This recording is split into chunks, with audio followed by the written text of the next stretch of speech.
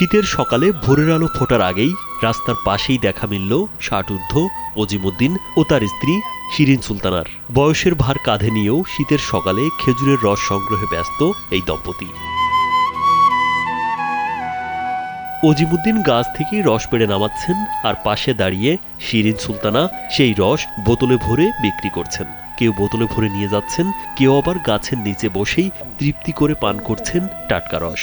আজকাল খেজুর রস পাওয়া যায় না, তো এখানে একটা অসহায় মানুষ, বৃদ্ধ মানুষ অনেক কষ্ট করে খেজুর গাছে রস লাগায়।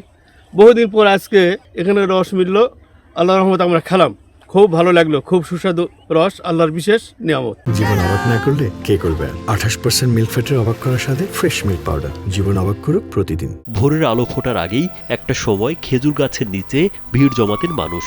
গাছে কখন রস নামাবেন সেই অপেক্ষায় থাকতো পুরো গ্রাম। কিন্তু সময়ের সঙ্গে সঙ্গে বদলে যাচ্ছে সেই চিত্র। খেজুর গাছ কমে যাওয়ায় আজ কাঙ্ক্ষিত রস পাচ্ছেন না গাছিরা। অনেকেই বাধ্য হচ্ছেন পেশা বদলাতে। আগে তো বহুত খেজুরের গাছ আসলো, এখন তো আর নেই। এই রাস্তার পথে কটা গাছ আছে, 10-12টা, এলা লাগে কোনো মতো দিন পার করি। অজিমুদ্দিন জানান, চাহিদা থাকলেও রস যোগান দেওয়া কঠিন হয়ে পড়েছে, কারণ আগের মতো খেজুর গাছ নেই। রস চুরি ঠেকাতে গাছের নিচে ছোট তাঁবু খাটিয়ে পাহারাও দিতে হয়। এতে পরিশ্রমের তুলনায় রসের দাম খুবই কম। তাই অনেকে এই পেশা ছেড়ে অন্য কাজের সন্ধানে নামছেন।